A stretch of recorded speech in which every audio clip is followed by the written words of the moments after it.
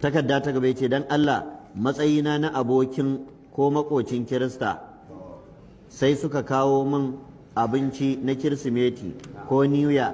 zan ci abincin ne ko zan bar shi to matsalar inda take a Najeriya muke kuma a zamanin yunwa dole wannan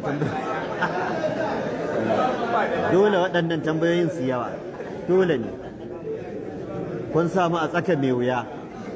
mu ce kar a ci ya ce fa malam wallahi takarda ga ta nan duk ire-iren su ne tambayoyi wajen uku duk akan cin abincin Kirsimeti kuma zamanin yunwa ake sai hakuri maganar gaskiya ya dan uwa ba a cin abincin Kirsimeti duk abin da dafa shi ake yi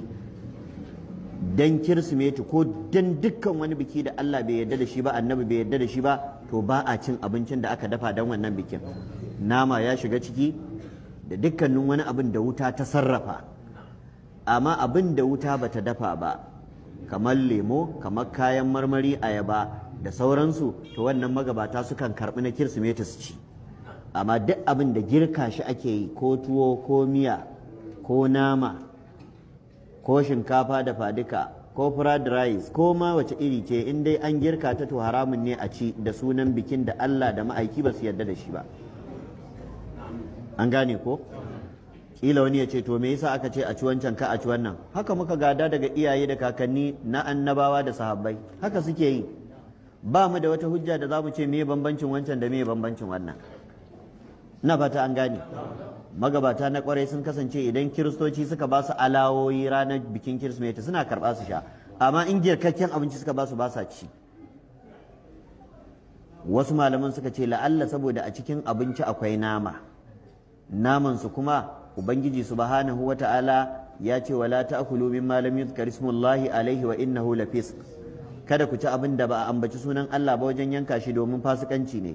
to wasu sai su ce to ai ba nama ko kuma naman ai mu suka kawo muka yanka da naman da ka yanka da wanda shi ya yanka da kansa in dai dan Kirsimeti ne duk abu ɗaya ne domin manufar ita ce al'amalu bin niyyat niyyar dai shine Kirsimeti za a yi wa ko kai ka yanka ko shi ya yanka kuma ca aka yi maka ma duk kiristoci ne ba sa bismillah wajen yanka ai suna bismillah wajen yanka wasu daga cikinsu musamman yahudawa to manufar ce kawai Allah baya so a taimake ta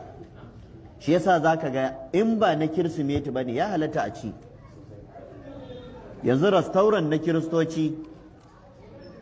kana da damar ka je ka ci abinci hotel na kiristoci kana da damar ka je ka sai abinci ka ci amma ba na Kirsimeti ba na yau da kullum sahabbai sun tambayi annabi muna zuwa kasashen kiristoci kasuwanci kuma suna dafa abinci kuma muna siya ya zami da naman yace sammullaha wa kulu ku rinka bismillah kuna ci amma wannan kaga ba na Kirsimeti bane ba ina fata an fahimci wannan to sannan wani ya tambaya ce wai bonanza da coci take coci tana yin bonanza a irin wannan lokaci musamman kayan abinci matsalar dai abin da na faɗa din ce yunwa ce da a ƙoshe kake ma ba za ka tuna da wannan matsalar ba a haushe ya ce kowa tuna bara ji daɗin bana ba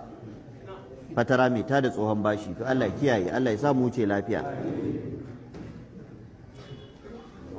da ka hatta bonanza ɗin da suke in dai dan sunan Kirsimeti ne haramun ne domin taya ɓera ɓari ne taimakon barna ne ubangiji kuma ya ce wala ta'awanu alal ismi